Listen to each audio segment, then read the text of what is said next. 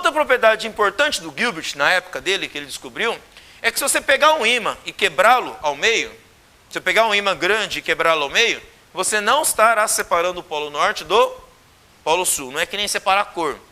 Tipo, eu pego um ímã, pinto de preto de um lado e pinto de branco do outro, quebro ele no meio e vou ter uma parte preta e uma parte branca. Certo? Separar a cor não é separar polos. Tá? Esse é um processo artificial que a gente faz para facilitar a identificação. Tá? A estrutura imantada desse material ela é interna, ela é microscópica. Então não é como a gente pensa separar cores. Mas toda vez que eu pego um ímã maior e quebro ele ao meio, cada metade é um ímã completo. Menor, mas é um ímã completo, com seu polo norte e seu polo sul. Se eu quebrar de novo, novamente nós temos ímãs menores ainda. Então, cada vez que eu vou pegando um ímã e quebrando ele em ímãs menores, cada ímã menor continua tendo um polo norte e um polo sul. Isso diz para nós uma propriedade dos ímãs, que os polos são inseparáveis. O polo norte e o polo sul não se separam. E isso acontece no nível atômico, inclusive. Se você pensar numa época que Gilbert vivia, que era o século 17, que ideia isso me leva? Que se eu quebrar uma peça maior e encontro peças menores que mantêm a mesma propriedade, o que acontece se eu for quebrando?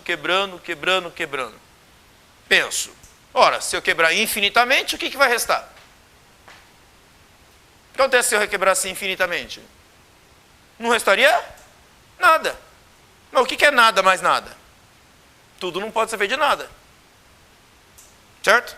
Essa é uma ideia filosófica pensada pelos antigos gregos, chamados atomistas. Leucipo e Demócrito, lá na antiga Grécia, já pensaram nessa ideia, de que não dá para se quebrar matéria em frações infinitesimais. Certo? De forma infinita. Eu posso quebrar até um momento que não dá para quebrar mais. Como é que os atomistas chamaram essa estrutura? Que não dá para quebrar mais? De indivisível? De átomo. Então, o que eles disseram lá na antiga Grécia? Que toda a matéria era formada de quê? De átomos. Essa ideia foi resgatada na Renascença. E Gilbert também viveu nessa época, em que a ideia do átomo foi resgatada. Então, uma ideia comum que ele pôde interpretar é que se a matéria pode ser fragmentada até o átomo, e eu vou quebrando um ímã, e vou quebrando, uma hora eu também chego até o átomo. A um ímã elementar. Da mesma forma que eu chego a um átomo elementar, eu posso chegar a um ímã elementar. Certo? Onde, se o átomo é indivisível, e esse ímã elementar também seria indivisível, seria um ímã atômico, ele também teria um polo norte de um polo sul, junto com o polo sul. E essa inseparabilidade dos polos seria também no nível atômico. Ele até chegou a pensar que todo átomo seria o quê? Um ímã. Todo átomo seria um ímã elementar. Tá? Mas é claro, aí surge uma seguinte questão. Se um átomo é um ímã elementar, e todas as coisas são feitas de átomos, então todas as coisas são feitas de ímã elementar. Mas por que nem tudo então é um ímã no final? Por que isso aqui não é um ímã? Por que o giz aqui não é um ímã? Mas por que a magnetita é um ímã? Se todas as coisas seriam feitas de átomos elementares, ímãs elementares. Se todas as coisas são feitas da mesma forma de estrutura, todas as coisas deveriam se comportar do mesmo jeito. Gilbert disse que não. Isso depende da maneira com que você compõe esses átomos. Depende da maneira com que você organiza esses átomos. Então, por exemplo, se eu imaginar que cada átomo é um ímã elementar, vamos imaginar assim como um ímã elementar como se fosse uma pequena seta, certo? Uma pequena bússola, vamos imaginar assim. Deixa eu acender a luz aqui para facilitar a visualização ali. Vamos imaginar que eu pudesse representar um ímã elementar através de uma pequena seta. É uma representação simbólica, é o que eu quero mostrar para vocês. Como se fosse uma pequena bússola. A ponta dessa seta seria o norte. Certo? A parte de trás dessa seta seria o polo sul. Então imagine isso aqui como um ímã elementar, um ímã atômico. Tá? Aí se eu colocasse outro assim, tem a mesma organização? Aqui está apontando o seu norte para onde? Para cima. Aqui está apontando para onde? Para a esquerda. E se eu colocar outro aqui, para baixo? E se eu colocar outro aqui, no sentido contrário ao primeiro? Se eu colocar assim, vários deles assim.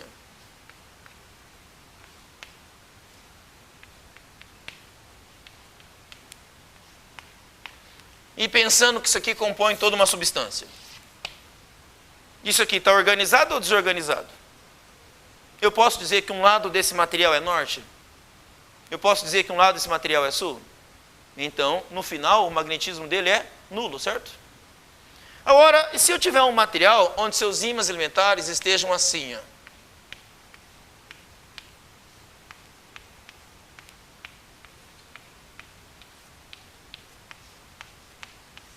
Imagine que cada seta que eu acabei de desenhar aqui fosse um átomo elementar ou um ímã elementar.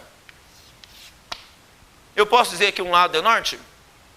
Posso dizer que agora um lado é sul? Que lado é o norte? O lado esquerdo. Que lado é sul?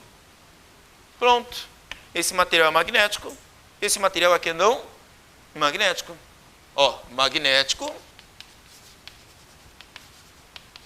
e não magnético.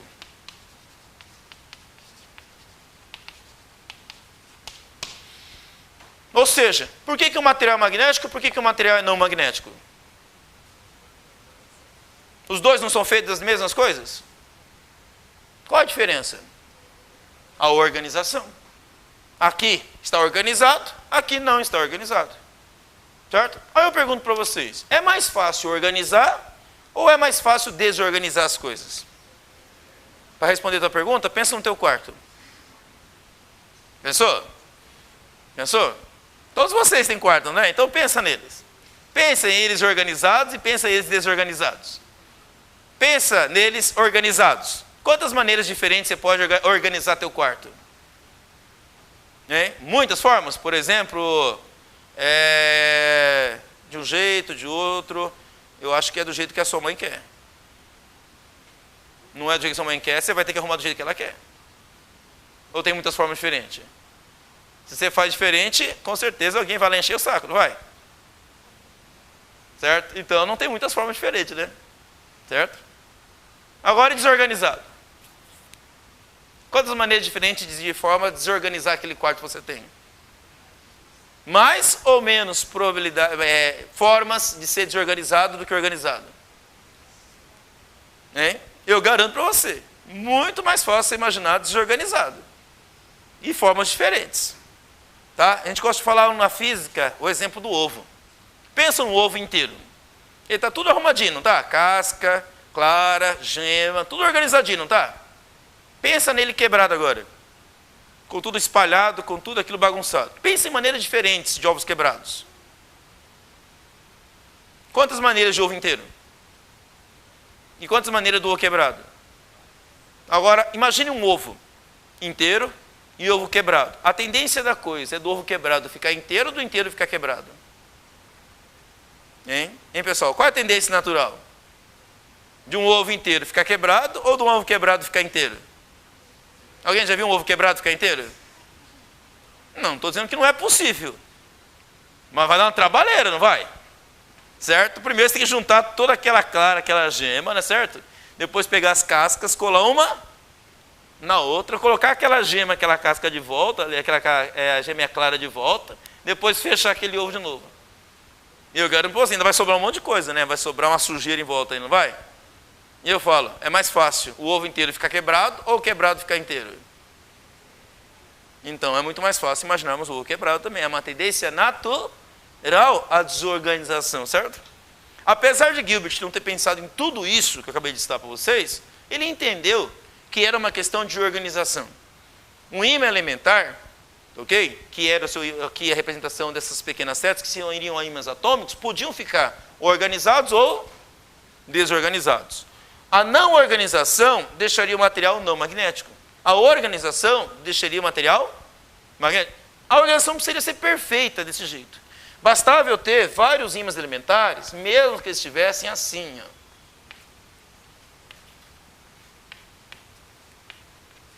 Entendeu? Mesmo que cada seta não apontasse exatamente na mesma direção e sentido, eu teria mais ou menos o que a gente chama na física de resultante numa direção, certo? Apesar de todas as setas não apontarem exatamente para a esquerda, eu poderia pensar numa resultante para a esquerda, o que me daria aqui um magnetismo do lado esquerdo, ok? Por norte, e do lado direito, sul. Tá? Então, mesmo que não ficasse plenamente organizado, ainda daria um magnetismo resultante. Tá? Então, para Gilbert, a questão era de organização. Tá, e aí vem a seguinte pergunta: por que existem mais materiais não magnéticos do que materiais magnéticos? Aí vem aquela resposta que eu falei para você, que vocês me deram. O que é mais fácil eu imaginar? Coisas desorganizadas ou coisas organizadas? Então existe uma maior probabilidade das coisas estarem desorganizadas do que organizadas. Então é natural também pensarmos uma maior probabilidade de termos materiais não magnéticos do que materiais magnéticos. Entendido? E por que o ferro seria um material magnetizável? Por que o níquel e o cobalto também seriam materiais magnetizáveis?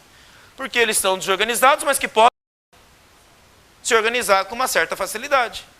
Então, os materiais que podem ser magnetizados, segundo a interpretação na época, estava na facilidade com que eles tinham de seus ímãs elementares organizar. E os materiais não magnetizáveis, ou seja, que dificilmente ficariam magnéticos, seriam materiais que não se organizam de forma alguma. Então, Gilbert começou a interpretar o magnetismo no nível atômico da matéria. Ele é um dos cientistas que resgatam a ideia do átomo.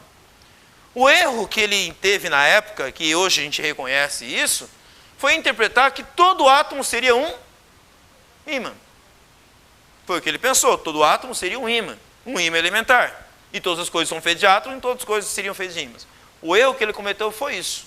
Tá? Na verdade, existem átomos que são ímãs. O átomo de ferro, o átomo de níquel, o átomo de cobalto são ímãs. Ímãs atômicos. Mas e os demais? Os demais não dão um magnetismo resultante. Apesar de cada um deles terem características magnéticas, mas cada átomo no final dá um magnetismo zero. Certo? Com exceção desses elementos que eu acabei de citar para vocês, os magnetizáveis. Porém, a ideia de que os átomos elementares e os ímãs elementares podiam se organizar e gerar magnetismo está correto. A ideia da organização ainda vale até hoje. Só não vale dizer que todo átomo é um ímã. Tá? Mas na estrutura atômica, a gente pode representar magneticamente as coisas. Por exemplo, quando você estuda a estrutura atômica, você não estuda o elétron? E no estudo do elétron, você estuda um movimento que ele possui, chamado movimento de spin. Tá? E como é que você representa o spin de um elétron? Lembram disso? Como é que representa o spin de um elétron? Através de uma seta. Uma seta que pode ser para onde? Para cima, chamado spin up. Certo? Up para cima, né? Ou um spin chamado down, que é para onde? Para baixo. Essas setinhas são ímãs elementares. Significa que o elétron é um ímã elementar. Tem um polo norte e um polo sul. A pontinha da seta é o quê? Norte. A bundinha da seta é o quê? É um sul.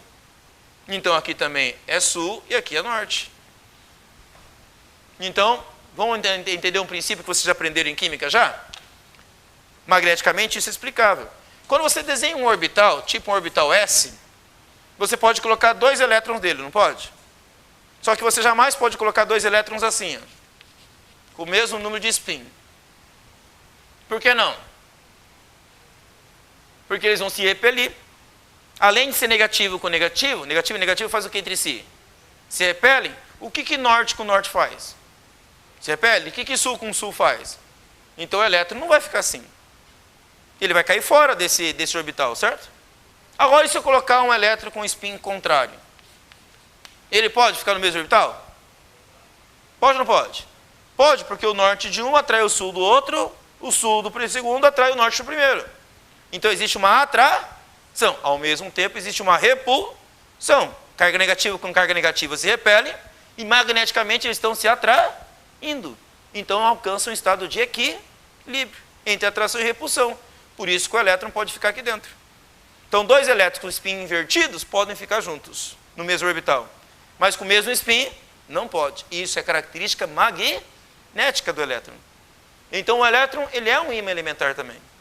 Tá? Então dizer que a estrutura do átomo é magnetizada é possível de nós interpretarmos assim. Agora, todo átomo no final ele é magnetizável? Bom, isso vai depender de como seus ímãs elementares estão organizados dentro do átomo. Ou seja, o ímã elementar não é o átomo, mas sim suas estruturas mais internas, como o elétron, como o próton ali dentro. Tá? E se o magnetismo do átomo der zero, significa então que esse átomo não é magnetizável. Mas no caso do ferro, não. No caso do ferro, quando a gente faz a análise da composição magnética de toda a sua estrutura, no final me sobra um magnetismo resultante. Então o átomo de ferro ele acaba sendo um ímã elementar. Tá? Entendido? Então dessa forma, a estrutura magnética da matéria, ela começa no nível macro e acaba no nível micro. E a ideia do que Gilbert pensou nessa história micro não foi tão absurda assim. Tá? O que ele errou foi dizer que todo átomo era um ímã. Mas que existe átomos imantados, existe. Tá? Bom, seguindo essa ideia, tá? Aqui eu tenho uma foto que mostra isso. Há uma bússola moderna, certo? Okay? Onde eu tenho agora o ímã na forma de quê aqui? Uma agulha, certo? Que pode girar em torno do seu eixo. E ali nós temos uma pedra de magnetita. A parte em vermelho aqui é o que da bússola? É o norte. E ela aponta para esse lado aqui de baixo da pedra, né? Então o que vocês acham que existe aqui? O polo sul. E lá do outro lado? O polo norte. Ok? Nós temos aí então uma bússola moderna. Hoje temos bússolas mais modernas ainda, né? Que nem agulha existe mais, né? Alguns de vocês devem ter nos seus smartphones, né? Aplicativos que funcionam como bússolas. Certo? Então hoje nós temos bússolas que já são eletrônicas. E não bússolas mais físicas desse jeito aqui. Certo? Com ímãs dentro delas. Atualmente nós temos bússolas eletrônicas que podem funcionar com o seu smartphone. Tá? E funcionar de forma semelhante. Para não ficar tão estranho, né? O aplicativo mostra ali a imagem de uma bússola como se fosse uma bússola dessa, né? Mas se você instala um aplicativo desse, você vai ter ali a identificação do polo norte e do polo sul, não mais através de um ímã, mas através de sensores eletromagnéticos que existem dentro do seu smartphone. Tá? Bom, bússolas mais modernas. Nessa cena que eu vou mostrar para vocês agora de um vídeo, vai mostrar como o campo magnético, como a região do espaço é perturbado magneticamente. Essa perturbação é chamada de campo magnético. Tá? Aqui nós temos um ímã, e ele tem dois polos, um lado é um polo norte, outro lado é o polo sul. E o experimentador no vídeo vai pegar clipes de ferro e jogar ali. Veja o que vai acontecer com os clipes de metal. Tá? Metal à base de ferro ali. Ó. Nessa pequena cena eu quero que vocês visualizem o que vai acontecer. Tá? Olha lá. Vocês viram como é que estava o maço de clipe na mão dele? O clipe aí, ó, estava na mão dele. Organizado ou desorganizado? Aí ele jogou perto do ímã ali. Veja como é que os clipes ficaram. Vou rodar a cena de novo ali. Ó. Olha lá, está um maço de qualquer jeito. Quando caiu ali, ó, como é que os clipes ficaram um em relação ao outro? Organizados. Como assim organizados? Um paralelo ao outro. Se você olhar na mão dele, estava um maço de clipe, certo? De qualquer jeito. Aí quando ele pegou esse maço e jogou lá, ó, olha como é que os clipes ficaram. Um paralelo ao outro. Tá? Na cena seguinte que eu vou mostrar para vocês, mostra uma experiência semelhante, só que agora, em vez de colocar clipe, ele vai jogar pó de ferro. Mas para o pó de ferro não formar uma bagunça ali, de qualquer jeito, certo? Para facilitar a visualização, ele vai colocar um pedaço de papel por cima, tipo um sulfite, e vai polvilhar esse pó de ferro por cima do sulfite. Aí fica com contraste com o papel branco, fica mais fácil de você ver como as partículas de ferro se organizam, tá? Vou rodar o vídeo. Ali. Ó, colocou o papel sulfite em cima e agora vai salpicar pó de ferro ali por cima.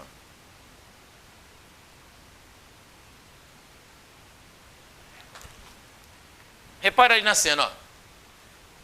Estão vendo como é que as partículas de ferro ficaram entre o polo norte e o polo sul? Ficou de qualquer jeito? Não, ficaram organizados. Ok? Tá? Representando a cena de novo aqui, ó. Vamos rodar ela de novo. Tá? Deixa eu voltar aqui.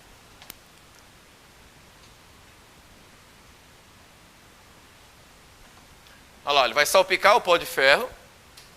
Tá? Ele vai ser atraído pelo ímã, olha aqui, ó, se concentra na direção dos polos, mas aqui no meio, ó, bem aqui no meio, é fácil você reparar as linhas com que o pó de ferro se organiza. Essas linhas representam uma direção preferencial que essas partículas de ferro ficam organizadas. Essas linhas representam o que nós chamamos de campo magnético. Existe um campo magnético em torno desses polos, onde as partículas de ferro ficam imantadas e funcionam como pequenas bússolas. Tá? Por definição, nós mostramos assim, ó, que elas se alinham de uma direção, que é a direção norte, para uma direção, que é a direção sul. Tá? Na cena aqui, ó, continuando ela, tá? Olha aqui, ó. Nessa cena, a gente mostra como eles se organizam. Essas linhas que vocês estão vendo aqui São linhas que representam ilustrativamente o campo magnético, que por definição nós definimos que saem de onde e vão para onde? Sai do norte e vai para o sul. Tá? Então essas linhas representam as linhas do campo magnético, saindo do norte e indo para o sul. Tá? Na cena seguinte a gente mostra algo parecido, certo? Com a experiência do sulfite, só que agora, ao invés da gente fazer a ilustração, a gente vai colocar a limalha de ferro, certo? Em torno do ímã, em cima de uma placa de vidro. Aqui eu tenho a barra de ferro não, a barra de ímã, e em cima é o polvilho, o pó de ferro. Em cima dessa barra de ímã colocamos uma lâmina de vidro, para você ver o ímã de baixo. Reparem de novo, a limalha de ferro se organiza de qualquer jeito? Não, ela se alinha com o campo magnético. Isso mostra para nós como o campo magnético está agindo ao redor desse espaço do ímã. Tá? Na próxima cena, nós temos uma cena com um papel sulfite mostrando a mesma coisa. Ok? Tá? Bom, então a presença de um campo magnético faz com que bússolas ou outros ímãs interajam com esse campo magnético gerado pelo ímã maior aqui. Por exemplo, aqui nessa cena eu coloquei uma bússola com o norte dela e o sul dela aqui. Por que o norte dela está para cima aqui? Por que o norte dela está para cima? Ué, porque o ímã aqui em cima tem quem? O sul. Se eu colocasse essa bússola do lado de cá, nós teríamos uma situação parecida, porém, com o sul dela apontando para onde? Para o norte. Se eu colocasse aqui embaixo, a mesma coisa. O norte dela apontando para o sul e o sul dela apontando para o norte. Esses vetores em vermelho que você vê aqui, representam para nós qual é a direção e o sentido do campo magnético. A direção e o sentido é definido como se fossem bússolas. Uma ponta para o norte, a ponta representando o norte e a parte de trás aqui representando o sul. A ponta o norte, a parte de trás o sul. Norte apontando para onde? Para o sul e o sul apontando para onde? Para o norte. Olhando para os vetores, a gente vê eles então divergindo do polo norte e convergindo para onde? Para o polo sul. A letra que representa o vetor campo magnético é a letra B. Fica fácil você lembrar o que significa isso. A letra B representa como se fosse uma bússola. Então, cada vetorzinho que eu coloco aqui é como se fosse uma pequena bússola. Então, se eu quero saber para onde aponta o campo magnético, basta colocar uma bússola naquele espaço. Para onde apontar a bússola é para onde aponta o campo magnético. Certinho? Tá? Por hoje é só.